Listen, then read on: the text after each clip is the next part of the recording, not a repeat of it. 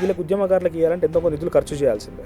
సుమారుగా 100 కోట్ల 200 కోట్ల పోనీ 1000 కోట్ల 10,000 కోట్ల ఎంతో కొంత ఖర్చు చేయాల్సిందే. ఎవ్వరు కూడా కొట్లాడినప్పుడు రేపు పెన్షన్ వస్తుందనో 250 గజాల జాగా వస్తుందనో కొట్లాడి.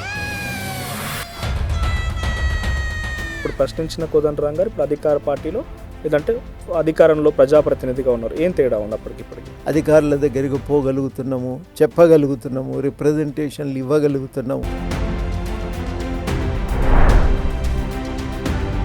30 కోట్లు ఖర్చు పెట్టాలంటే పార్టీలో మొత్తం మా అందరి సొమ్ము పోగేసిన 30 కోట్లు కాదు. కానప్పుడు మేము ఒక ఎమ్మెల్యే సీటు గెలవాలన్నా అది కష్టమైన పని. ఈ ఇద్దరు ప్రభుత్వంలో ఏ నాయకత్వంలో నెరవేరుతున్నాయి? కొద్దో గొప్ప ముందడుగు పడింది ఎవరు దాంట్లో? అప్పుడు పోయిన ప్రభుత్వం ఏంటంటే గుప్పెడు మంది వ్యక్తులు ఇది మా ప్రభుత్వం, మేము ఏమైనా చేయొచ్చు అనుకునే ఆలోచనతో ప్రయత్నం చేశాం. స్కూల్లో మూసివేస్తామని ఓపెన్ స్టేట్మెంట్ ముఖ్యమంత్రి గారు. మూసివేస్తామని అంటే కుదరదు కదా. ఇప్పటి వరకు ఒక విద్యాశాఖ మంత్రి రెడ్డి ప్రభుత్వంలో హోంమంత్రి లేడు. సో క్రైమ్ రేట్ ఏందనేది నాకంటే ఎక్కువ మీకే తెలుసు. Hello friends, welcome to our podcast. నేను మీ journalist Manoj. The towering personality. Telangana ఉద్యమంలో అన్ని రాజకీయ పార్టీల్ని ఒకతాటికి తీసుకొచ్చి టీజేఏసీ, బహుశా తెలంగాణ సాధికారత అంటే తెలంగాణ సాధించుకున్నామంటే ఆ రోజు ఏర్పడినటువంటి టీజేఏసీ, దానికి చైర్మన్గా బాధ్యతలు నిర్వర్తించి ఆ తర్వాత అనేక రకాలుగా తెలంగాణ రాష్ట్రంలో జరుగుతున్నటువంటి గత ప్రభుత్వంలో జరిగినటువంటి విధానాలపైన ప్రశ్నించడం కానీ ప్రస్తుతం ఉన్నటువంటి ప్రభుత్వంలో కూడా ఎమ్మెల్సీగా ఉన్నారు ఆయన. తెలంగాణ ఉద్యమంలో ఆయన పేరు డెఫినెట్గా చిరస్మరణీయంగా ఎప్పటికీ కూడా ఎన్ని రోజులైనా కూడా టీజేఏసీ చైర్మన్గా గుర్తుండిపోతుందని చెప్పాలి. సో ఇప్పటికే మీకు అర్థమైపోయి ఉంటుంది, టీజేఏసీ చైర్మన్ అనగానే మీకు గుర్తొచ్చే పేరు కోదండరాం గారు. సో ఈరోజు కోదండరాం గారు నాతో పాటుగా ఆర్టీవీ పాడ్కాస్ట్లో ఉన్నారు. Let me welcome him. Sir నమస్తే. నమస్తే. థ్యాంక్ యూ సార్, మంచి వాల్యుబుల్ టైం ఇచ్చారు, మాకు కూడా ఒక అవకాశం ఇచ్చారు హిస్టరీని రికార్డ్ చేయడం కోసం. సో ఫస్ట్లీ సార్, మనం రికార్డ్ చేద్దాం హిస్టరీ, కదా తెలంగాణ చరిత్ర ఏంటి, ఆ సమయంలో టీజేఏసీ ఎలా ఏర్పాటైంది, ఇవన్నీ కూడా మాట్లాడదాం. బట్ యాజ్ ఆఫ్ నౌ ఇప్పుడున్న సిచ్యువేషన్ గురించి మనం కొంత డిస్కస్ చేద్దాం. Are you happy sir? ఎమ్మెల్సీగా ఇప్పుడున్నటువంటి పదవి బాధ్యతలు సంతోషాన్ని ఇస్తున్నాయా? తెలంగాణ రాష్ట్రంలో ప్రజెంట్ రాజకీయాలు కానీ ఇప్పుడు మీరున్నటువంటి తీరుతెన్నులు కానీ? అసంతృప్తికి అవకాశం ఏం కనబడతలేదు, అవసరం కూడా కనబడతలేదు. ఏదన్నా ఒక అవకాశం ఉన్నప్పుడు ఆ అవకాశాన్ని ఎట్లా వాడుకోవాలని ఆలోచించాలి తప్ప కానీ అంతకుమించి ఇంకా ఆలోచన చేయటం, అసంతృప్తికి గురి కావటం అట్లా అలవాటే లేదు అసలు. అంటే మేము నా చిన్నతనం నుంచి లేకుండా మేము ఉద్యమాలు చూసినప్పటి నుంచి అంతో ఇంతో కొంత భాగస్వామ్యం ఎప్పుడో ఉన్నప్పటి నుంచి కూడా టీజేఏసీ కోదండరాం గారు అంటే ఒక టవరింగ్ పర్సనాలిటీ. డెఫినెట్గా తెలంగాణ ఉద్యమంలో అన్ని రాజకీయ పార్టీలు దగ్గర తీసుకొచ్చి ఎప్పుడు చూసినా కొట్లాడేటలను ఒక దగ్గర తీసుకొచ్చి కూడబెట్టి ఉద్యమం నడిపించడం చిన్న విషయం ఏం కాదు. అలాంటి వ్యక్తికి గత 10 ఏళ్ల పాటుగా సరే అనేక రకాల స్ట్రగుల్స్ ఉన్నాయి, ఏదో ఆయన ఒక మంచి పొజిషన్లో ఉంటారో ఆశించి ఉంటారు. సో ఇప్పుడు ఎమ్మెల్సీగా ఈజ్ ఇట్ ఓకే? అంటే ఆ స్థాయి వరకు పరిమితం చేయడం అనేది ఓకేనా? అంటే జీవిత లక్ష్యం పదవి కాదు కదా. పదవి అయితే సంతృప్తి చెందినవా అని ఆలోచించుకోవచ్చు. ఆ లక్ష్యం అది కానప్పుడు, దాని గురించిన చింతన లేనప్పుడు ఇంకంతకంటే దాని గురించి పదే మంచి చెడులు బేరీజ్ వేసుకోవాల్సిన అవసరం లేదు. ఏదైనా తెలంగాణను ఎంత మార్చగలుగుతున్నాం అనేదే ప్రమాణం. దానికోసమే పనిచేస్తున్నాం. ప్రజల కోసం ప్రజలే ప్రమాణంగా తీసుకొని ఒక ప్రయత్నం చేస్తున్నప్పుడు ఏదున్నా చిన్నదో పెద్దదో ఏ అవకాశం దొరికినా సంతృప్తి చెంది ఆ అవకాశంను ఉపయోగించుకొని మనం ఎంత మేరకు సమాజాన్ని ముందుకు తీసుకువెళ్ళగలం, ప్రజలకు అందుబాటులో ఉండి తోడ్పాటును అందించి ప్రజలకు ఉపయోగపడగలం అనేది మనం ఆలోచించుకోవాలి. కోణం అది అయినప్పుడు మీరు చెప్పినటువంటి చర్చకు ఆస్కారమే లేదు. ఓకే, సో మీరు ఏది అవకాశం దొరికినా తెలంగాణలో ఏం మార్చగలిగినమైనటువంటి చర్చనే అంటున్నారు. అవును, రైట్. ఇప్పుడు 10 ఏళ్ల పాటుగా మీకు ఏ అవకాశం లేదు మార్చడానికి, బికాజ్ మీ చేతుల్లో ఏమీ లేదు, ప్రభుత్వమీ లేదు. ఒకనొక సిచ్యువేషన్ మీ ఇంటి మీద కూడా అటాక్ చేసి పోలీసులు లాక్కెళ్ళిన పరిస్థితి, అప్పుడు ఏం మార్చలేకపోయారు. ఇప్పుడు వచ్చినటువంటి అప్పుడు కూడా మేము సంఘటితంగా నిలబడ్డాం కదా కొన్నాళ్ళు టీజేఏసీగా. కొన్నాళ్ళు ప్రతిపక్షంలోనే కానీ మార్చే అవకాశం ఉంటే అధికారంలో ఒక వేదిక అయితే ఉంది చాలు, ఈ వేదిక ద్వారా ఏం చేయగలం అనేది ఆలోచించినాం. అప్పుడు టీజేఏసీగా 18 దాకా పనిచేసి 18 తర్వాత రాజకీయ పార్టీగా ఏర్పడి అదే కార్యాచరణను కొనసాగించినాం. ఇప్పుడు ఈ 13 సంవత్సరాలు అవుతుంది సార్, 12 సంవత్సరాలు అవుతుంది తెలంగాణ వచ్చి ఈ 12 సంవత్సరాల్లో కోదండరామ్ గారి పాత్ర అధికారం వైపు ఒక్కొక్కసారి పవర్ ఉంటేనే ఏదైనా ఇది మనం ఇనిషియేట్ తీసుకొని మార్చగలుగుతాం. ప్రతిపక్షంగా ఉన్న ఎన్ని క్వశ్చన్లు చేసినా సంఘటిత లేకుంటే ప్రజా సంఘాల్లో ఉన్నా కూడా ఒక అధికారం అనేది కావాలి. సో ఈ 13 ఏళ్లలో ఈ 12 సంవత్సరాలలో ఏం మార్పు వచ్చింది కోదండరామ్ గారి చేత తెలంగాణలో? ఎటువంటి మార్పులు మీరు తీసుకురాగలిగారు? మొట్టమొదటిగా చాలా సమస్యలను రాజకీయ ఎజెండా మీద నిలపగలిగారు. అంతకుముందు ఎజెండా మీద లేనివి, చర్చలు లేని విషయాలను ఎజెండా మీదకి తేయగలిగారు. ఉదాహరణకి నిరుద్యోగ సమస్యను ఎజెండా మీదకి తేయగలిగారు.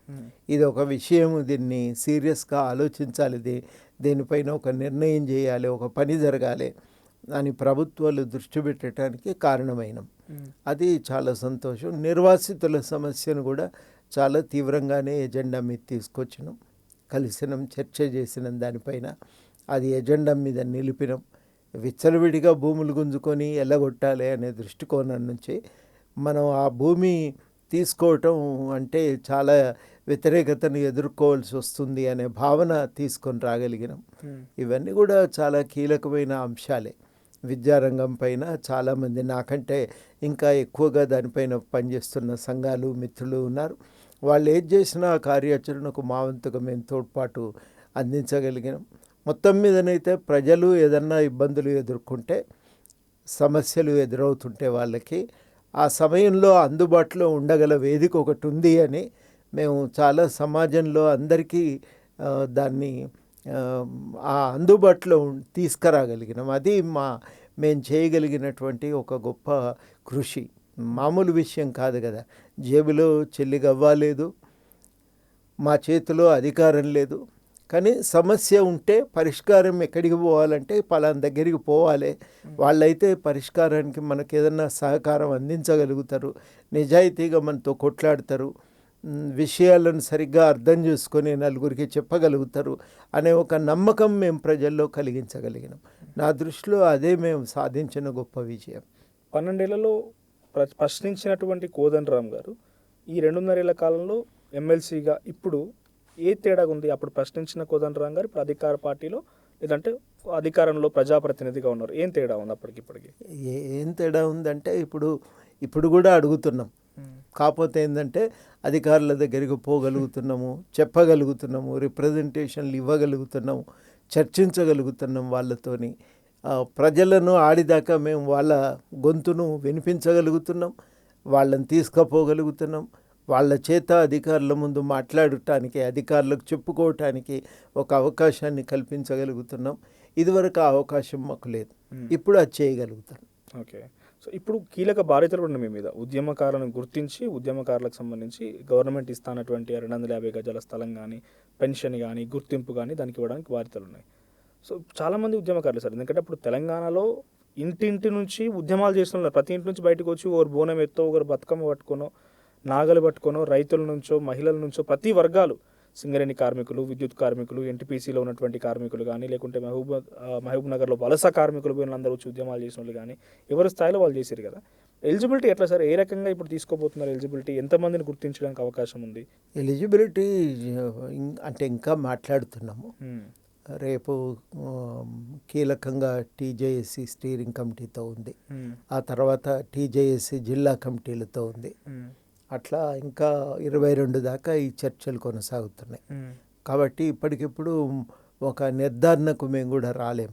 కాకపోతే నాకు ఇవాళ స్పష్టంగా ఒక మాట, ఇదివరకు లేని విశ్వాసంతో ఇవాళ నేను చెప్పగలిగేది ఏంటంటే, కష్టం కాదు, ఇది కష్టం కాదు, సులభంగానే గుర్తించవచ్చు అనేది ఒక నిర్ణయానికి వచ్చినాం. కాబట్టి మొన్న 3 రోజులు విద్యార్థులతో మాట్లాడినాం, ఇవాళ ట్రేడ్ యూనియన్స్తో మాట్లాడినాం. వాళ్ళు చెప్పిన విషయాలు విన్నాక మాకు కొంత ధైర్యం వచ్చింది, చేయొచ్చు, ఇది సమస్య పెద్ద జటిలమైంది కాదు అనే ఆలోచన కలిగింది. అంటే ఉద్యమకారులు అంటే చాలామంది ఒక డౌట్ ఉంది సార్, ఒకటి క్లారిటీ ఇవ్వండి. జైలుకు వెళ్ళిన వాళ్ళు మాత్రమే ఉద్యమకారుల, ఎవరి స్థాయిలో వారు పోయిన వాళ్ళు కూడా ఉద్యమకారులు కన్సిడర్ చేస్తున్నారు ఇప్పుడు కమిటీలో? పూర్తిగా జైలుకు పోయిన వాళ్ళు ఒక్కళ్ళనే చూస్తే కూడా కష్టమవుతుంది. కొంతమంది ఉద్యోగులు ఏంటంటే జైలుకు పోతే ఇబ్బంది అవుతుంది అని చెప్పి వాళ్ళు పోలేదు. వాళ్ళు కేసుల్లో ఇరకకుండా జాగ్రత్త పడ్డారు. లేకపోతే పోలీసులైనా పని చేసుకొని బతికేటోడు ఇబ్బంది ఎందుకు పెట్టాలని అరెస్ట్ చేయలేదు.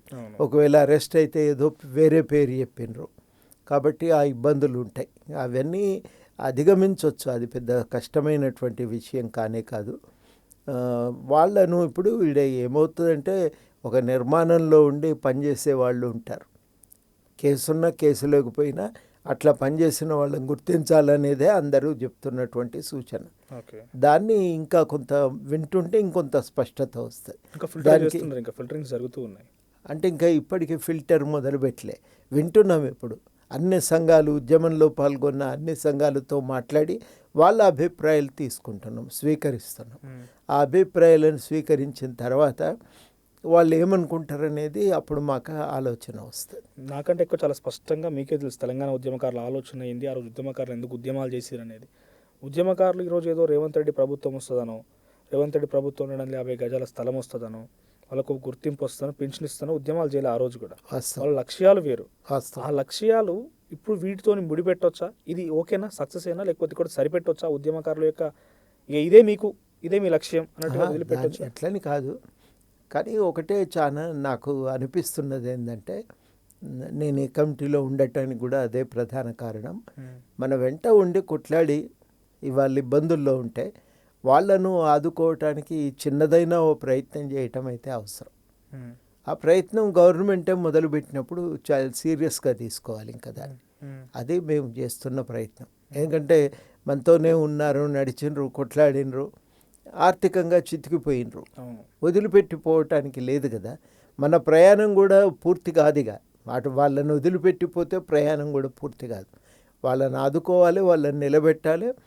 తెలంగాణ ప్రజాస్వామికమైన తెలంగాణ నిర్మాణం కోసం వాళ్ళను ముందుకు తీసుకెళ్ళాలి. కాబట్టి వాళ్ళని ఎట్లా ఆదుకోగలమనే విషయం పైన ఆలోచించటం అవసరం.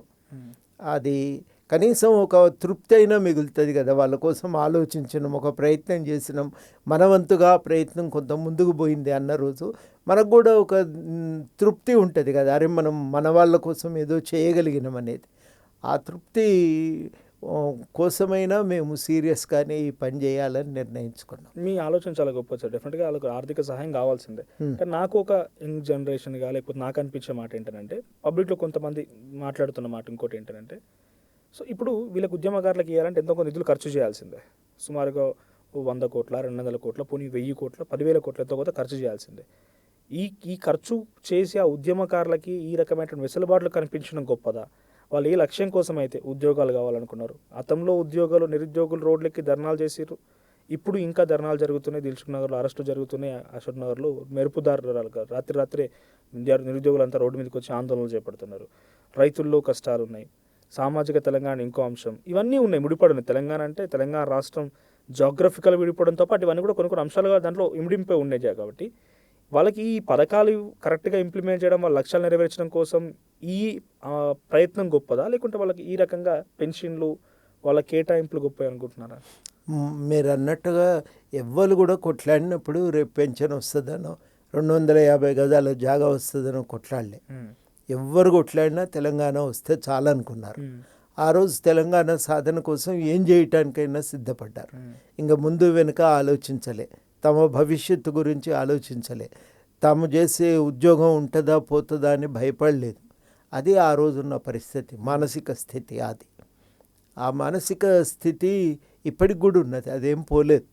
అంతిమంగా ఎవరైనా కోరుకునేది ఒక మంచి భవిష్యత్తు, అందరికీ ప్రజలందరికీ మంచి భవిష్యత్తు ఉండాలని కోరుకుంటున్నారు. అది కీలకం. మనం కోరుకున్న తెలంగాణ నిర్మాణం అనేదే ప్రధాన లక్ష్యం. అయితే ఆ లక్ష్య సాధనలో మన వెంట నడిచినటువంటి వాళ్ళను పరిస్థితిని ఆలోచించకుండా పోతే కూడా ప్రయోజనం లేదు కదా. మీరు ఇంత తెచ్చి తెలంగాణ తెచ్చి మా జీవితాలు బాగుపడలే అనే బాధ ఉన్నది కదా. ఆ బాధనైతే అర్థం చేసుకోవాలి.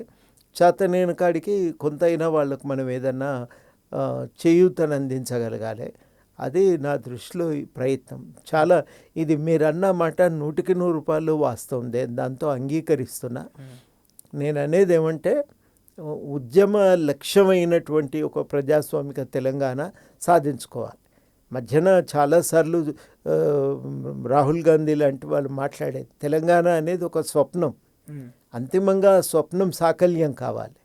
ఇంకా అంతకుమించి ఇంకొకటి ఏది ఉండదు. ఈ సహాయాలు ఇవన్నీ దానికి లోబడే, దానికి దానికంటే ఇవన్నీ ఆ, తక్కువ స్థాయి కలిగినటువంటి డిమాండ్లే, ఇంకా దాంట్లో అనుమానమే లేదు.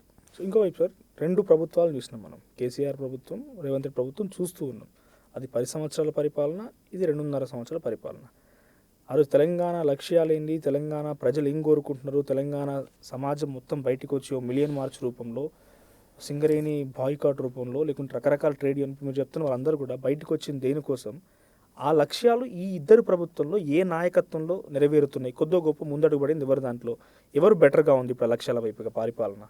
రాజకీయంగా ఇప్పుడున్న ప్రభుత్వం డెఫినెట్గా మెరుగైన ప్రభుత్వం. అప్పుడు పోయిన ప్రభుత్వం ఏంటంటే గుప్పెడు మంది వ్యక్తులు ఇది మా ప్రభుత్వం, మేము ఏమైనా చేయొచ్చును అనుకునే ఆలోచనతో ప్రయత్నం చేశారు. వీళ్ళేమో ఇది మనం ఎన్నుకున్న ప్రజలకు ఒక బాధ్యత ఉంది అనే ఒక కొంత సోయి వీళ్ళల్లో ఉంది. కాబట్టి ఏదైనా ఆ బాధ్యతను మనం మర్చిపోవద్దు అని కొంత ఆలోచనతో ఏదైనా ప్లాన్ చేద్దామనే ఉద్దేశంతో ఉన్నారు. అప్పుడేమో కేవలము కొన్ని సంక్షేమ పథకాలు ఇచ్చేసి మిగతాయి మనం చూసుకుందాం అన్నారు. ఇప్పుడు అట్లా కాదు, ఆ ప్రజల అభివృద్ధి కోసం ఏం చేద్దాం అనేటువంటి ఆలోచన ఉంది. అది నా దృష్టిలో ఒక చాలా ప్రధానమైన తేడా.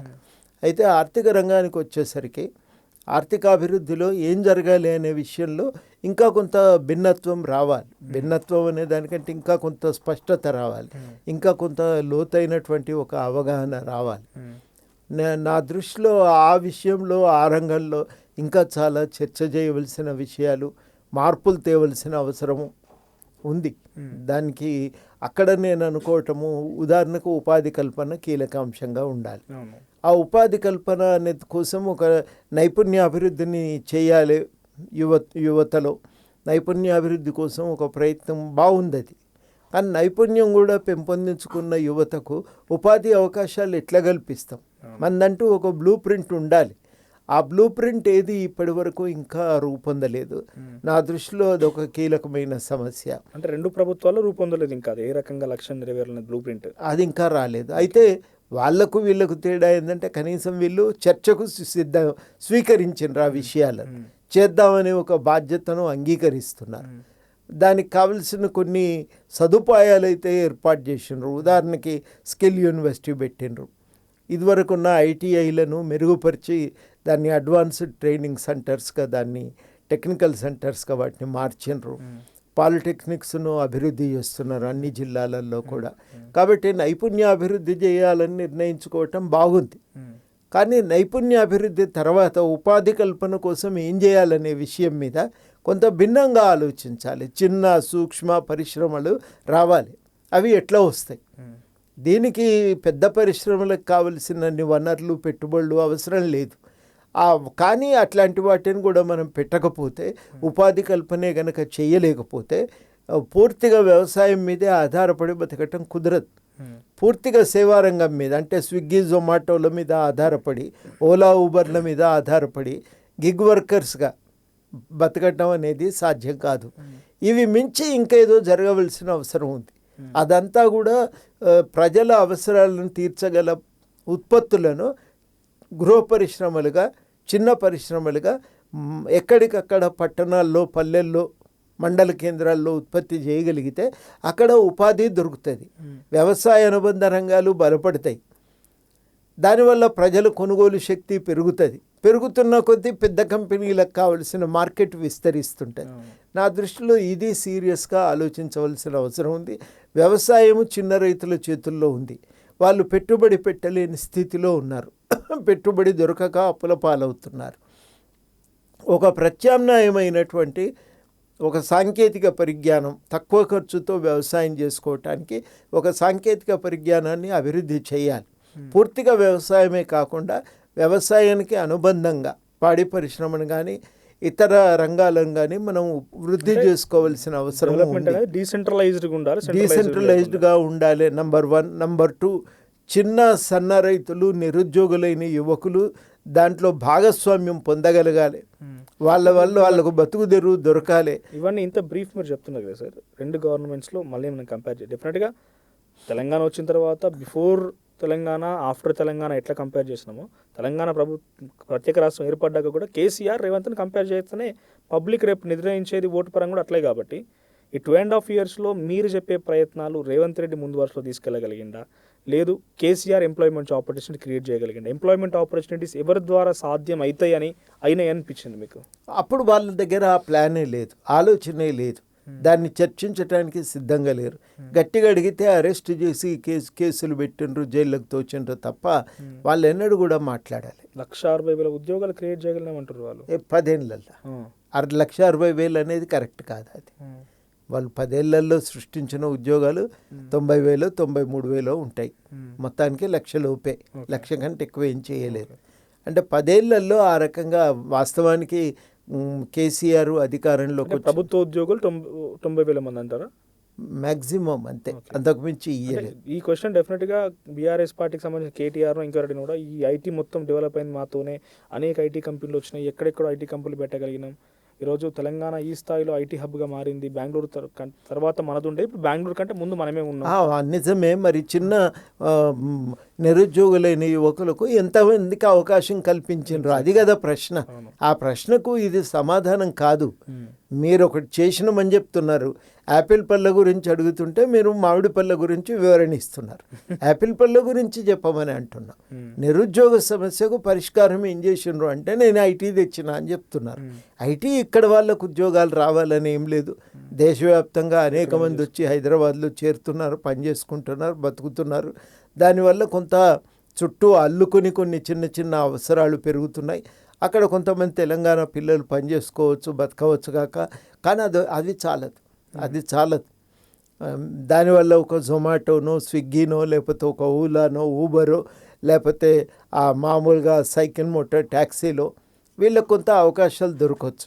అట్లో 70,000 80,000 బతుకుతుండవచ్చు కాదు. కానీ అదొకటే కాదు కదా, అదొకటే కాదు. ఇంకా అందరికీ హైదరాబాద్కే వచ్చి అదే 70,000 80,000 ఉద్యోగాల్లో పోటీ పడటం కాదు కదా. నువ్వు మండలంలో ఉన్నటువంటి యువకుడు, జిల్లాలో ఉన్న యువకుడు, ఆ జిల్లాలో ఎట్లా బతకాలనేది కూడా మనం ఆలోచించాలి. వీళ్ళ దగ్గర నేను ఉందని నేను అంటలేను. నేను అనేది ఏంటంటే ఒక ప్రణాళిక మొదలైనటువంటి ప్రణాళిక ఇంకా కొసదాకా పోవాల్సిన అవసరం ఉంది. కొద్ది గొప్ప వాళ్ళకంటే వీళ్ళు బెటర్ అంటారు.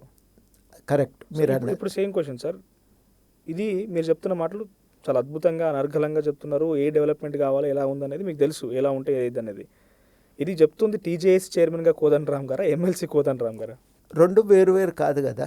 నేను ఎమ్మెల్సీగా ఏదన్నా పని చేసినా కానీ, అంటే ఎమ్మెల్సీ అంటే ప్రభుత్వంలో ఇప్పుడు ఇమిడి ఉన్నారు, ప్రభుత్వంలో ఎమ్మెల్సీలు కొంత టర్న్ తీసుకోవాల్సి వస్తుంది. ఎమ్మెల్సీలు ఆపోజిషన్ పార్టీలో ఉన్న ఎమ్మెల్సీలు ఉన్నారు, స్వతంత్రంగా ఉన్న ఎమ్మెల్సీలు ఉన్నారు. కాబట్టి ఆ పార్టీ ప్రెసిడెంట్గా పార్టీ ఇచ్చిన ఆలోచనల స్ఫూర్తితోనే నేను మాట్లాడతా. ఈ రెండింటిని వేరు చేయటానికి వీల్లేదు. ఒక నాణ్యానికి ఉండేటువంటి రెండు ముఖాలు అవి. ఇప్పుడు టీజేఎస్ తెలంగాణ జనసమితి ఎమ్మెల్సీ కోదండరామ్ గారా, లేకపోతే స్వతంత్రంగా ఉన్నారా? నేను టీజేఎస్లో ఉన్నా కదా, దాన్ని నేను వదిలిపెట్టి నేను ఉన్నానా అని ఆలోచించటం కరెక్ట్ కాదు. ఇందాక నేను అడిగినాను, అంటే లక్ష్యాలు ఏంటి సార్, మీరు హ్యాపీగా ఉన్నారా, are you happy with this, మీరు పదవితో హ్యాపీగా ఉన్నారంటే లక్ష్యాలు ఏం లేవు నాకు, లక్ష్యాలు ఉన్న వాళ్ళకి ఇక్కడతో ఆగలేము అంటే అనుకుంటారు. నేను మళ్ళీ చెప్తున్నా చాలా స్పష్టంగా, పదవి అనేది దానంతటదే అంతిమ లక్ష్యం కాదు.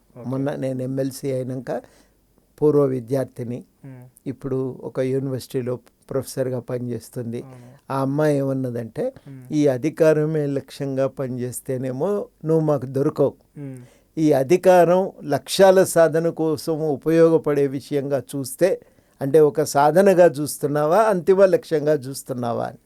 అంతిమ లక్ష్యం అయితే సమస్య, సాధనగా చూస్తే సమస్య కాదు కదా. నేను అనేది రెండో మాట. మేము దీన్ని సాధనంగానే చూస్తున్నాం కానీ దానంతటా అదే అంతిమ లక్ష్యంగా చూడట్లేదు. సాధనకంటూ లక్ష్యం ఉండదా? ఆ లక్ష్యము నేను ఇంతసేపు చెప్పినట్టు తెలంగాణ అభివృద్ధి అనే లక్ష్యం. మళ్ళీ నేను అంటున్నా కదా, ఇది అయినా నుంచి నెక్స్ట్ ఏం పదవి, ఆ తర్వాత ఏం పదవి, అట్లా కాదు. ఇది అయినాం కదా, దీని ద్వారా ఏమేం చేయవచ్చు, మనం అనుకున్న తెలంగాణ అభివృద్ధికి సంబంధించిన లక్ష్యాలలో ఏమేం చేయవచ్చు. ఉపాధి కల్పనకు సంబంధించి చిన్న సూక్ష్మ పరిశ్రమలు మండల స్థాయి నుంచి రావాలని కోరుకుంటున్నాం. మీరు ఒక రాజకీయ పార్టీకి అధినేత కూడా, తెలంగాణ జనసమితి అనే ఒక రాజకీయ పార్టీకి అధినేత, ఒక ఉద్యమాన్ని నడిపిన అనుభవం కలిగినటువంటి వ్యక్తిని, అనేక సంవత్సరాలు ఒక టీచర్గా పిల్లలతో కాలం గడిపినటువంటి వాడిని. ఇవన్నీ ముక్కలు చేయటం కుదరదు. లేదు అంటే నా క్వశ్చన్ ఏంటంటే, మీరు ఒక రాజకీయ పార్టీకి కూడా అధినేతగా ఉన్నారు కాబట్టి ఉన్నాను, ఆ పార్టీకి లక్ష్యం ఉంటుంది. ఆ పార్టీకి ఇవన్నీ లక్ష్యాలు, తెలంగాణ అభివృద్ధి లక్ష్యము అంతే. కానీ రాజకీయంగా ముందడుగు వేసి ఎమ్మెల్యేలుగా ఉంటుంది, అది కూడా ఉంటుంది. రాజకీయాలుగా ముందడుగు వేయాలి, ఇట్లాంటి లక్ష్యాల కోసం పనిచేయాలి అనుకున్నప్పుడు, ఇట్లాంటి లక్ష్యాల కోసం పనిచేయాలనుకుంటున్నప్పుడు ముందైతే మనం ఆ సమస్యలను లేవనెత్తగల ఒక వేదికగా ప్రజల్లో గుర్తింపును సాధించాలి. అది మొదటిది. రెండవది, అధికారాన్ని చేజిక్కించుకోగలిగితే ఇవన్నీ చేయగలుగుతాం. కానీ అధికారాన్ని చేజిక్కించుకోవటం ఇప్పుడున్న రాజకీయాల్లో సాధ్యం కాదు. అవన్నీ డబ్బుల చుట్టూ తిరుగుతున్నాయి. 30 కోట్లు ఖర్చు పెట్టాలంటే పార్టీలో మొత్తం మా అందరి సొమ్ము పోగేసిన 30 కోట్లు కాదు. కానప్పుడు మేము ఒక ఎమ్మెల్యే సీటు గెలవాలన్నా అది కష్టమైన పని. ఆ రాజకీయాల ప్రక్షాళన అనేది అందుకనే రెండవ లక్ష్యంగా ఉంటాయి. మార్చాలి, ఇట్లుండకూడదు రాజకీయాలు అనేది నిరంతరం మనం ప్రజలకు చెప్తూ ఉండాలి. రాజకీయాలు ఇట్లున్నంత వరకు మన కోసం పనిచేయగల వేదికలు ఉండవు, మన కోసం పనిచేయగలిగే పార్టీలు ఉండవు, మన కోసం పనిచేయగలిగేటువంటి సంస్థలు ఉండవు. రాజకీయాలు ఇవి మారాలి, ఇవి మారటం అవసరము అనేది మన రెండో కర్తవ్యంగా ఉంటుంది. సార్, మీరు రాజకీయ పార్టీ పెట్టిన రోజు, ఆ రోజు ఒక బిగ్ మూమెంట్, ఆ రోజు బిగ్ డే. ఎందుకంటే టీజేఎస్ తెలంగాణ జనసమితి ఏర్పాటు అవుతుంది కోదండరామ్ గారి నాయకత్వంలో అన్నప్పుడు చాలామంది ఉద్యమకారులు వచ్చారు, మీతో పాటు నడుస్తామని చెప్పి పెద్ద పెద్ద స్పీచ్ ఇచ్చిన వాళ్ళు కూడా ఉన్నారు. వాళ్ళు ఒకరిద్దరు బయటికి వెళ్ళి మళ్ళీ సొంత పార్టీ కూడా పెట్టుకున్న వాళ్ళు ఉన్నారు దాంట్లో. సో వాళ్ళందరూ అట్లా ఉన్నప్పుడు మిమ్మల్ని వెనుక, అంటే మీ వెనుక నడిచిన వారు, మీ నాయకత్వాన్ని మెచ్చిన వారు, ఉద్యమకారులు అయితేనేమి, చాలామంది యూనివర్సిటీలో కొంతమంది విద్యార్థులు అయితేనేమి, వివిధ ప్రాంతాల నుంచి మునుగోడులో మీరు కంటెక్ట్ చేశారు, అట్లాంటి చిన్న చిన్న నాయకులు, లేకుంటే ఎక్కడెక్కడ నియోజకవర్గ స్థాయి నాయకులు అయితేనేమి, ఈరోజు వాళ్ళ పరిస్థితి ఏంటి? ఎమ్మెల్సీగా మీరున్నారు, సరే ఆ లక్ష్యమే మీ దగ్గరికి వచ్చింది, మీరు ఆ లక్ష్యం కోసం వెళ్ళలేదు, లక్ష్యం మీ దగ్గరికి వచ్చింది, వాళ్ళే మీకు ఇద్దామనుకున్నారు, ఇచ్చిర్రేమో. కానీ మీ పార్టీలో ఆ రోజు నడిచినటువంటి వాళ్ళ కార్యకర్తలు కానీ వాళ్ళ పరిస్థితి ఏంటి? ఒక రాజకీయ పార్టీ నాయకత్వంలో వస్తుందన్నప్పుడు ఒక లక్ష్యంతోనే వాళ్ళు వచ్చి ఉంటారు, మీకు ఉండకపోవచ్చు, కానీ వాళ్ళకు అంతిమ లక్ష్యం అయితే ఉంటుంది. నేను ఎమ్మెల్యే కావాలనో, పలానా ఎంపీటీసీ కావాలనో, జెడ్పీటీసీ కావాలనో, తెలంగాణ నేపథ్యం, తెలంగాణ అస్తిత్వం కోసం మాట్లాడుతున్న వ్యక్తులు, వాళ్ళ సిచ్యువేషన్ ఏంటి ఇప్పుడు కార్యకర్తలు? ఇప్పుడు నేను చెప్పిన ఆలోచనలన్నీ అందరం కలిసి అనుకున్న ఆలోచనలే కదా. విడిగా నేను ఒక్కరిని తయారు చేసుకొని ఇట్లా పోదామని చెప్పి వెనక ఉన్న వాళ్ళందరినీ వదిలిపెట్టి నాకు తోచినట్టు నేను చేసుకుంటూ పోతే మేము పార్టీగా మిగిలాం కదా. ఉన్నోళ్ళందరం కలిసి మాట్లాడుకొని ప్లీనరీలో చర్చించి తీసుకున్నటువంటి నిర్ణయాలు. ఆ నిర్ణయాల ప్రకారం ఒక మార్పు కోసం ప్రయత్నం చేయాలి. అంటే వాళ్ళకు నాయకుడు కావాలనో, ప్రజాప్రతినిధి ఆకాంక్ష కావాలి. నువ్వు ఇప్పుడున్న పరిస్థితుల్లో కావటానికి తప్ప ఇంకొక మార్గం లేదు. ఏ రాజకీయాలు మారకుండా నాయకుడు, మనం ఇప్పటికి నాయకులుగా ఉన్నాము. అంటే ఈ అవకాశం అంటే ఇప్పుడు కాంగ్రెస్తో ఇప్పుడు నాయకులుగా ఉన్నాము, ప్రజలతో మనం కలిసి ఉన్నాము. కానీ ఎన్నికల్లో గెలవటానికి ఇప్పుడున్న ఈ వాతావరణంలో ఇబ్బందులు ఉన్నాయి.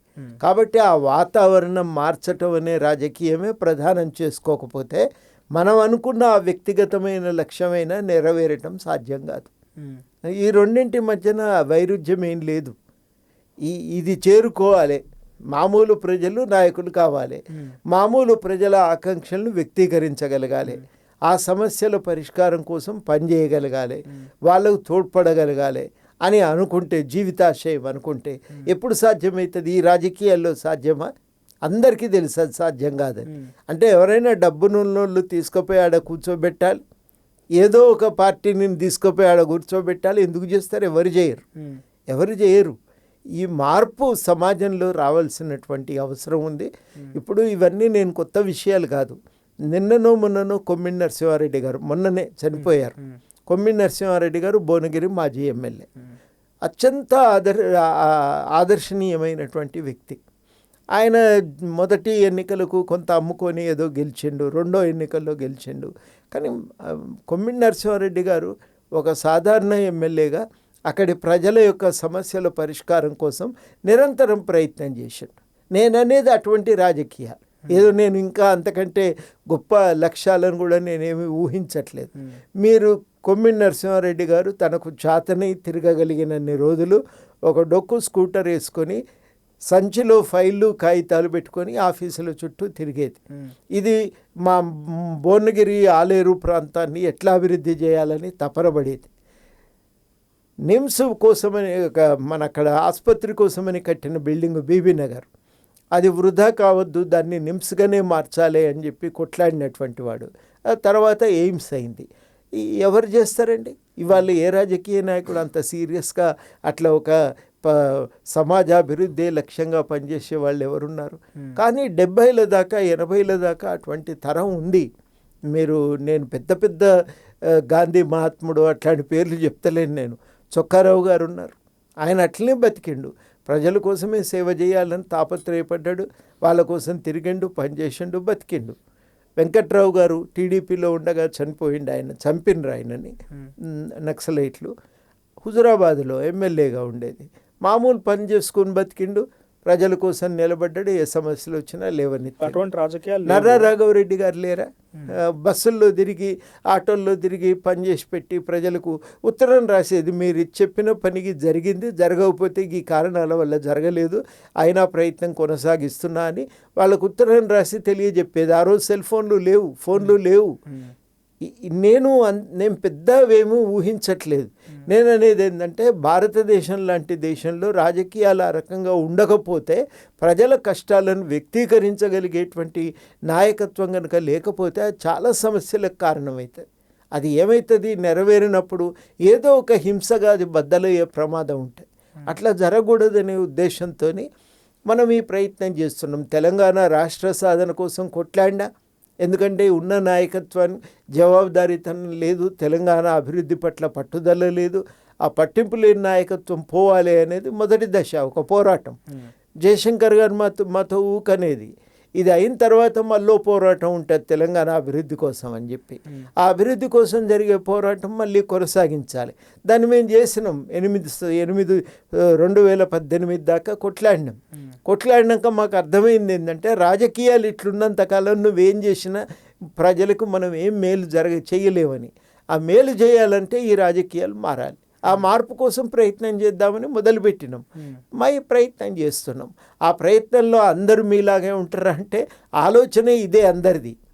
కానీ ఒక్కొక్కరు ఒక్కొక్క స్థాయిలో ఒక్కొక్క కమిట్మెంట్తో దానికోసం పనిచేయవచ్చు. స్థూలమైన ఆలోచన మాత్రం అందరి ఒకే రకంగా. రాజకీయాలని మార్చాలన్న ఉద్దేశంతో ఇప్పుడు పరిస్థితులు మార్చాలి, ఆ రకమైనటువంటి పరిపాలన కావాలన్న ఉద్దేశంతో టీజేఎస్ వచ్చిందని అంటున్నారు.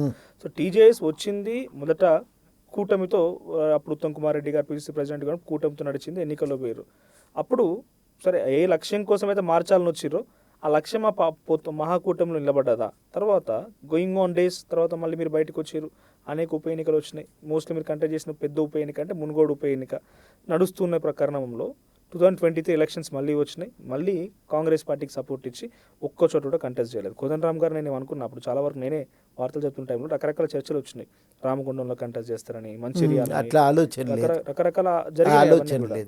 ఆ తర్వాత ఇప్పుడు మరి ఎమ్మెల్సీగా ఉన్నారు. ఈ రాజకీయాలను మార్చాలనేటువంటి క్రమంలో మీరు జరుగుతున్నటువంటి ఆలోచన లక్ష్యం ప్రతి సందర్భంలో రాజకీయ ఫక్తు పార్టీతో తర్వాత ఆ భాగస్వామ్యంలో ఆ అధికారంలో ఏదో కొంత హోదాలో ప్రజాప్రతినిధిగా ఉన్నప్పుడు ఆ లక్ష్యం ఎట్లా నెరవేరుతుంది సార్? ఇంకొక మార్గం ఏంది మీరు చెప్పండి, పోనీ నేను కాసేపు ఆగుతా, మీరే చెప్పండి. దాంట్లో నిరంతరం మునిగి తేలటం, కొట్లాడటం తప్ప ఇంకొక మార్గం లేదు. అది లేకుండా ఎక్కడి నుంచో ఒక అల్లావుద్దీన్ అద్భుత దీపం లాంటిది వస్తుంది, దాన్ని గీస్తే భూతం వచ్చి సమస్త ప్రపంచాన్ని మార్చివేస్తుంది అనుకుంటే అది అంతకంటే అవివేకము, మూర్ఖత్వం మరొకటి లేదు. అట్లా జరగదు. జరగనప్పుడు మీతో పాటుగా టీజేఎస్ పార్టీలో ఇంకెవరైనా ప్రభుత్వంలో తీసుకొచ్చిన అన్ని రకాల ప్రయోగాలు చేస్తున్నాం, చేయకుండా ఉండలే. అన్ని రకాల ప్రయోగాల్లో భాగంగా మాలాంటి చిన్న చిన్న గ్రూప్స్ ఒక వేదిక మీదకి రాగలిగితే, అందరం ఒక తాటి మీద నిలబడగలిగితే బాగుంటుంది. కనీసం అదొక ఫోర్స్ అన్న పెట్టగలుగుతాం మనం అన్ని పార్టీ ఇప్పుడున్న రాజకీయాల్లో మార్పు కోసమని ఆలోచన చేసినాం. కానీ బలమైన రాజకీయ పార్టీల యొక్క ప్రభావం ఉంటుంది, నిలబడటం కష్టము. అవి నిలబడతలేవు, ఆ ప్రయత్నాలు నిలబడటం లేదు. టీజేఎస్ అనేది ఒక పార్టీ, పొలిటికల్ పార్టీ ఆ రోజు పెట్టిన రోజు ఉద్యమకారులందరూ ఒక వేది మీదకి వస్తే అద్భుత మళ్ళీ టీజేఏసీ అనేది స్టార్ట్ అవుతుంది అన్నట్టు ఉండే తెలంగాణ జనసమితి పార్టీ పెడుతున్న సమయం. అలాంటి సిచ్యువేషన్ నుంచి ఈరోజు ఇది రాజకీయంగా రేవంత్ రెడ్డియో కాంగ్రెస్ పార్టీయో లేదా అప్పుడున్నటువంటి కాంగ్రెస్ సిచ్యువేషన్ ఏదో చూసి కోదండరామ్ గారికి ఒక్కరికి ఎమ్మెల్సీ ఇచ్చి ఆ పార్టీ లక్ష్యాలని ఆ పార్టీ అందుకోవాల్సినటువంటి అనేక విషయాలని అందిపుచ్చుకోకుండా కంట్రోల్ చేసి వాళ్ళ ట్రాప్ చేయలేదంటారా? ఏం చేయలేదు. మేము మా తొవ్వలో మా ప్రయాణం నడుస్తూనే అంటే మీరు ఉంది. ఒక్కరే ఉన్నారు నాయకత్వంలో, ఇంకా మీ పార్టీ నుంచి నాయకత్వం మిమ్మల్ని నమ్ముకున్న నాయకులు ఎవరు లేరు కదా అని. ఎందుకు లేరు? ప్రభుత్వంలో ఉన్నారా? ప్రభుత్వంలో అందరూ ఉండాల్సిన అవసరం లేదు కదా. అదే ఉంటారు కావచ్చు, ఒక్కరికి ఇంకో అవకాశం ఇచ్చి టీఆర్ఎస్ ఏం- పార్టీని ఫుల్ స్టాప్ పెట్టిరా అని. ఫుల్ స్టాప్ ఏం పెట్టలే. మా కార్యక్రమాలు సాగుతున్నాయి, మా ప్రయత్నాలు సాగుతూనే ఉన్నాయి, పార్టీ కొనసాగుతూనే ఉంది, కొనసాగుతుంది. ఏం మీరు అనుకున్నటువంటి సమస్యలు లేవు, ఎక్కడ కూడా ప్రయాణం జరిగింది సార్ చర్చ జనరల్గా టీజేఎస్ నుంచి ఈ అవకాశాలు కావాలి ఉండవా? సాధారణంగా పార్టీలో అది మేము చెప్తూనే ఉన్నాం. మాకు కూడా కొంత భాగస్వామ్యం కల్పించండి, ఇంకొంత పని మెరుగుపరుచుకోవటానికి ఇంకొంత అవకాశం దొరుకుతుందనే ఆలోచనతో మాకనే కాదు కదా, పార్టీ వాళ్ళు ఏ కారణం చేతనో ఇంకెవరికి నిర్ణయం చేయలేదు, అన్ని పెండింగ్లో పెట్టాను. 2.5 సంవత్సరాలు అయిపోయింది, ఇంకో 2.5 సంవత్సరాలు ప్రభుత్వం అయిపోతుంది.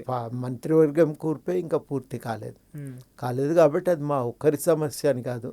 ఇన్ జనరల్గా ఈ ఖాళీలను భర్తీ చేయకపోవటం అనేది ఒక సమస్య. అది చేయకుండా ఉండటమే మంచిది కాదు, చేయాల్సిన అవసరం. అంటే మీ ఇంకా కమిటెడ్గా ఉన్నారు టీజేఎస్కి, మాకు ఇంకా ఈ పదవులు కావాలి, లేకపోతే మేము కూడా ప్రభుత్వంలో భాగస్వాములు ఉండాలని కమిట్మెంట్గా ఉన్నారు. మేము ఆ విషయానికే కట్టుబడే అడుగుతూనే ఉన్నాం, ఇంకేమీ ఉపసంహరించుకోలే. అంటే సాధ్యమవుతుందా ఈ ప్రభుత్వంలో? ఈ జాతీయ పార్టీ డెఫినెట్గా రాజకీయాలను ఎంతటి ఎన్నికల్లో మద్దతు ఇచ్చినాం కాబట్టి మాకు కాంగ్రెస్ పార్టీకి ఉన్న బాధ్యతను, వాళ్ళు ఇచ్చిన హామీని గుర్తు చేయటం మా అవసరం. ఓకే, ఇప్పుడు జరుగుతుంది, ఇంకా అది ప్రయత్నం జరుగుతుంది. Right sir. ఇప్పుడు ఇంకొక విషయం సార్, ఇప్పుడు జరుగుతున్న సిచ్యువేషన్లో నిరుద్యోగులు ఇంకా పోరాడుతున్నారు. సో మీరు 2018 వరకు టీజేఏసీగా పోరాడిన, అప్పుడు వాయిస్ వినిపించడం, తర్వాత రాజకీయ పార్టీ ఉంటేనే సాధ్యమైన లక్ష్యంతో టీజేఎస్ పెట్టారు.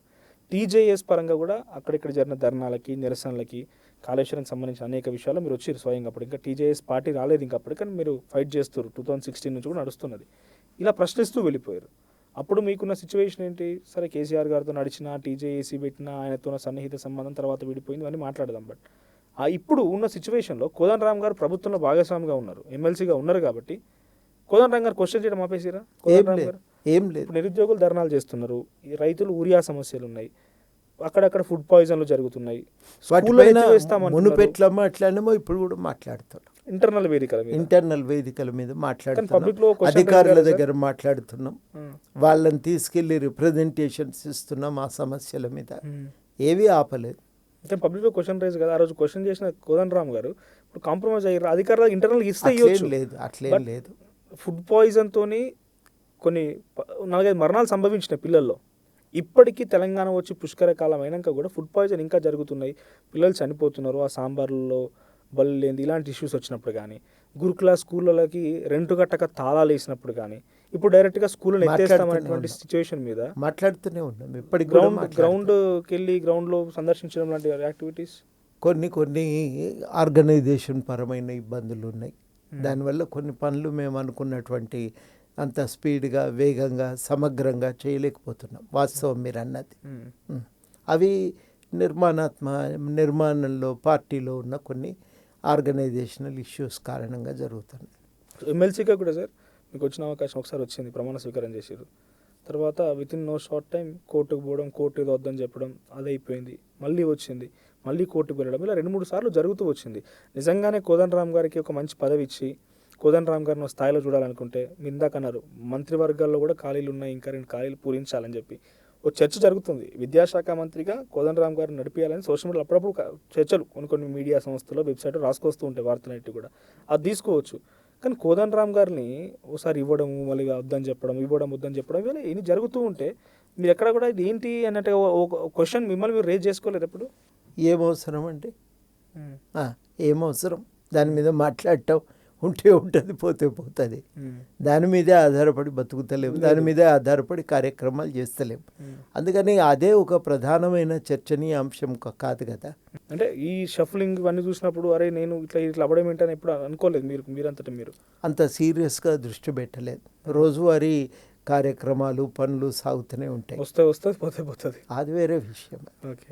మీతో పాటుగా ఆ రోజు గవర్నర్ కోటాలో వచ్చిన దాంట్లో సియాసత్కి సంబంధించి ఇంకొక వ్యక్తి ఉండే, సడన్గా మారింది, ఫక్త్ పొలిటికల్ పార్టీగానే ఇంకో వ్యక్తిని తీసుకొచ్చి రేవంత్ రెడ్డి పెట్టినప్పుడు ఆ ఉన్న సిచ్యువేషన్ చూసి సో అంటే వాళ్ళు ఏదైనా మార్చగలుగుతారు సిచ్యువేషన్ని. అంతేందుకు కొత్తగూడెంలో ఎన్నికలు వచ్చినాయి. కొత్తగూడెం ఎమ్మెల్యేగా ఉంది కూననేని సాంబశివరావు గారు. అప్పుడున్న సమయంలో కూటమిని తీసుకున్నారు, దగ్గరికి తీసుకున్నారు. స్థానిక ఎన్నికలు రాగానే కార్పొరేషన్ ఎన్నికల్లో విభజన జరిగింది. ఎవరికి వాళ్ళు పోటీ పెట్టుకున్నారు, నాకు కావాలంటే అక్కడ ఏమంటారు దాన్ని హంగ్ వచ్చింది.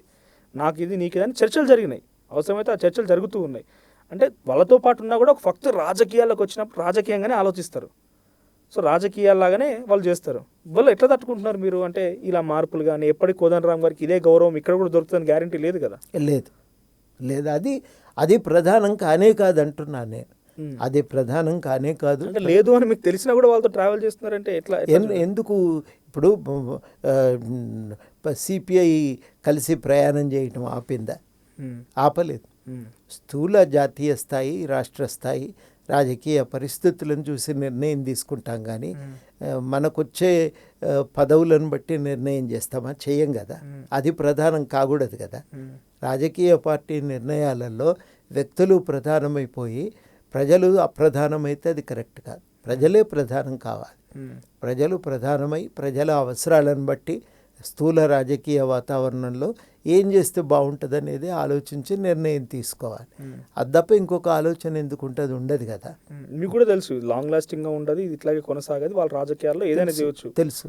కానీ స్థూలంగా రాష్ట్రంలో దేశంలో ఉన్న రాజకీయ పరిస్థితిని చూసినప్పుడు ఏది అవసరము, ఏది చేయాల్సి ఉంటుంది, ఏది పట్టించుకోకూడదు అనేది కూడా ఒక ఆలోచన వస్తుంది కదా. ఏ రాజకీయ పార్టీకైనా మాకైనా ఉంటుంది. వాళ్ళు ఉన్న వాతావరణంలో మీరు పూర్తి స్థాయి సద్వినియోగం చేసుకోగలుగుతారు. ఎమ్మెల్సీగా ఉన్నారు, ఓ ప్రోటోకాల్ ఉంటుంది.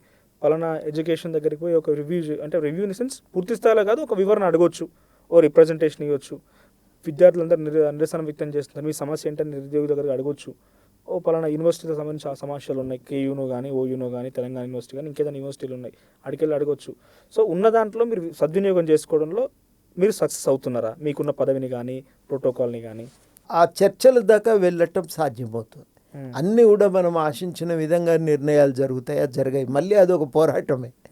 ఆ పోరాటం బయట ఎంత జరుగుతుంది, అంతర్గతంగా ఎంత సీరియస్గా జరుగుతుంది, మనం ఎంత గట్టిగా ఆర్గ్యుమెంట్ పెట్టగలుగుతున్నాం, వీటన్నింటి మీద ఆధారపడి ఉంటుంది. ఇప్పుడు ఎడ్యుకేషన్ సిస్టంలో జరుగుతున్నట్టు అవతవకల పైన మీ పోరాటం ఏంటి సార్ ఇంటర్నల్గా? దాని రిజల్ట్ ఏమొచ్చింది? ఇంటర్నల్గా ఇప్పటికీ ప్రధానంగా అడుగుతున్నది మొత్తానికి ప్రభుత్వ విద్య నాణ్యమైన విద్యగా కావాలని, ఆ నాణ్యమైన విద్యను హక్కుగా ప్రజలందరూ పొందగలగాలనేది ఇది స్థూలంగా లక్ష్యాలు. ఈ లక్ష్యాల కోసం స్కూల్లో మూసివేస్తామని ఓపెన్ స్టేట్మెంట్ ముఖ్యమంత్రి గారు. మూసివేస్తామని అంటే కుదరదు కదా. అట్లా అంగీకరించాం కదా ఎవరమైనా.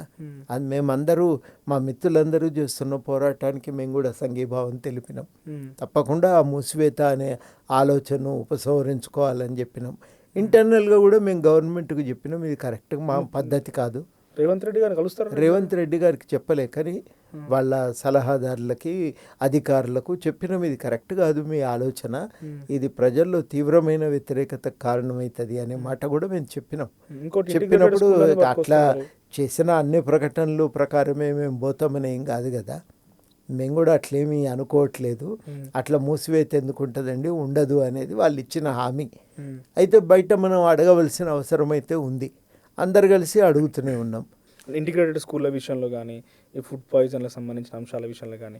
ఫుడ్ పాయిజనింగ్ ఏంటంటే గతానికి ఇప్పటికీ కొంచెం తగ్గింది. అది దాని ఇంటెన్సిటీ తగ్గింది. అయితే దాని మీద ఆల్రెడీ విద్యా కమిషన్ వాళ్ళు అన్ని స్కూళ్ళు, హాస్టళ్ళు సందర్శించారు.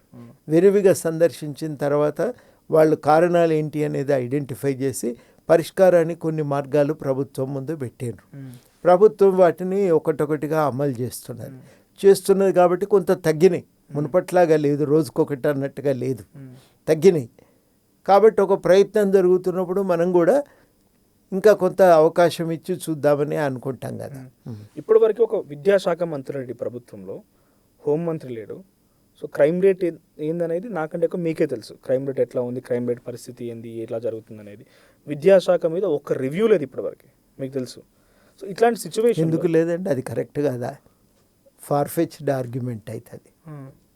రోజు జరుగుతూనే ఉన్నాయి, మీటింగ్స్ అవుతున్నాయి, అంటే రివ్యూలు విద్యాశాఖ అవుతున్నాయి. మంత్రి ఉంటే ఆయన పర్టికులర్ ఒక రివ్యూ మీటింగ్ నిర్వహిస్తాడు. ఆ రివ్యూ మీటింగ్లో ఏముంటుంది ఏంది అని చెప్తా ఉంటారు. ఆ, విద్యాశాఖ మంత్రి ప్లేస్లో రేవంత్ రెడ్డి గారు రివ్యూ జరుగుతున్నాయేమో, నేనైతే ఎప్పుడు జరుగుతున్నాయి. చూడలేదు. లేదు జరుగుతున్నాయి, ఉమ్, జరుగుతున్నాయి. వీసీలతో మీటింగ్స్ అవుతుంటాయి, ఉమ్, అధికారులతో సమీక్షా సమావేశాలు అవుతుంటాయి. ఉమ్, కొన్ని పత్రికల్లో వస్తాయి, కొన్ని రావు, ఉమ్. కానీ రెగ్యులర్గా జరుగుతుంది.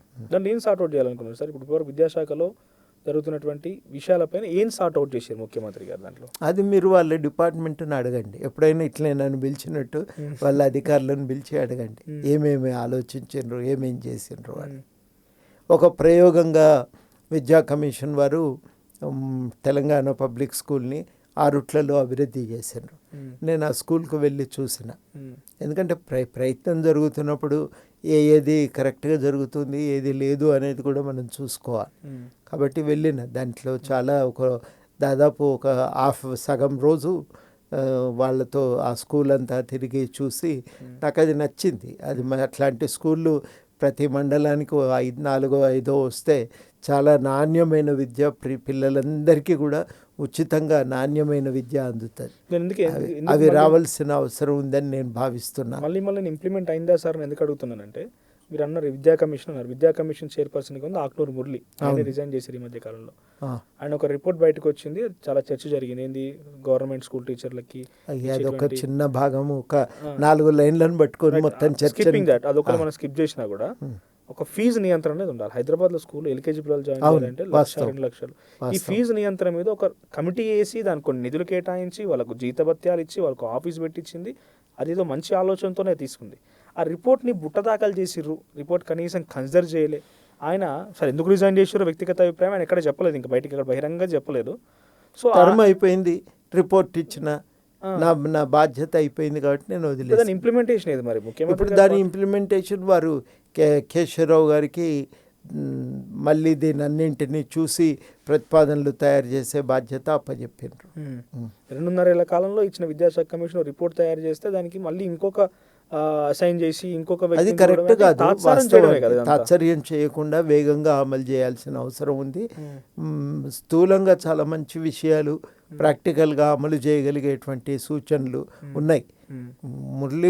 ఆకునూరు మురళి గారు పని చాలా నిబద్ధతతో చేశారు. నేను వారిని అప్పుడప్పుడు కలుస్తూ ఉండేది, చాలా సమస్యలు వారి దృష్టికి తీసుకెళ్ళటానికి. ఈ రాష్ట్రంలో విద్యారంగంలో పనిచేస్తున్న ప్రతి స్వచ్ఛంద సంస్థ ఆయనకు తెలుసు. వాళ్ళందరినీ పిలిచిండ్రు, మాట్లాడినరు, వాళ్ళందరి సహకారం తీసుకున్నారు. రాష్ట్రంలో అనేక స్కూళ్ళను సందర్శించిండ్రు. ఈ కమిషన్ చైర్మన్ కాకమునుపు అయిన తర్వాత అనేక స్కూళ్ళను సందర్శించిండ్రు. హాస్టల్లో ఫుడ్ పాయిజనింగ్ విరివిగా జరుగుతున్న సమయంలో హాస్టళ్ళు చూసి వచ్చిండ్రు, పిల్లలతో మాట్లాడినరు. అన్నీ మాట్లాడిన తర్వాతనే వారు ఇతర దేశాలు, అమెరికా అయితే వేరే పర్సనల్ విజిట్ మీద వేరే టీడీఎఫ్ వాళ్ళ మీటింగ్కి వెళ్ళినప్పుడు అక్కడ అమెరికాలో స్కూళ్ళు చూసినారు, వియత్నాం సందర్శించారు. అట్లా చాలా ఆఫ్రికా దేశాలకు వెళ్ళారు. అక్కడ పరిస్థితులు తెలుసుకొని వచ్చి చాలా అద్భుతంగా రిపోర్టు ఒకటి తయారు చేశారు. ఆ రిపోర్ట్ తయారీలో కూడా అనుభవం ఉన్న పెద్దలందరినీ భాగస్వాములను చేసినారు. అట్లా నా దృష్టిలో ఒక మంచి కార్యక్రమం చేసినారు వాళ్ళు.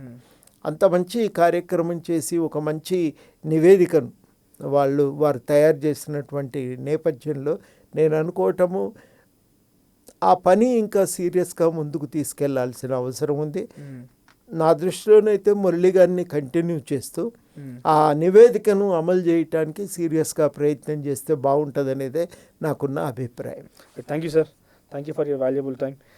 ఇది ప్రొఫెసర్ కోదండరామ్ గారు స్పెషల్ పాడ్కాస్ట్. సో మీకేమనిపించింది, మీకున్న అనుమానాలు, సందేహాలు, ఆయన మాటల్లో మీకు అనిపించినటువంటి మాటలు ఏంటో కామెంట్ చేయండి.